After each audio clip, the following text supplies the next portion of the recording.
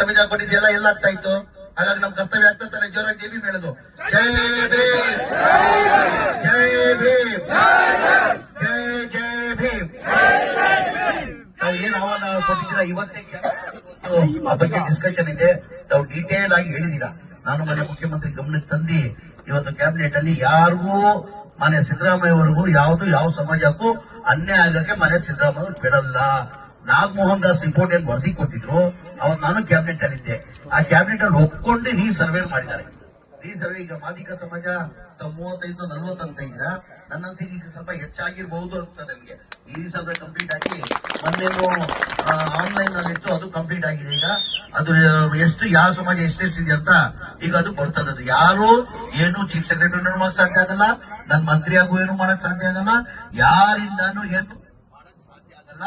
ನಿಮ್ ಏನೇನಿದೆ ಹಕ್ಕು ಅದು ನಮ್ ಸರ್ಕಾರ ಕೊಡ್ತಾರಂತ ನಿಮ್ಗೆ ಆಶ್ವಾಸನೆ ಕೊಟ್ಟು ಇವತ್ತು ಕ್ಯಾಬಿನೆಟ್ ಅಲ್ಲಿ ಇವತ್ತು ಚರ್ಚೆ ಆಗ್ತದೆ.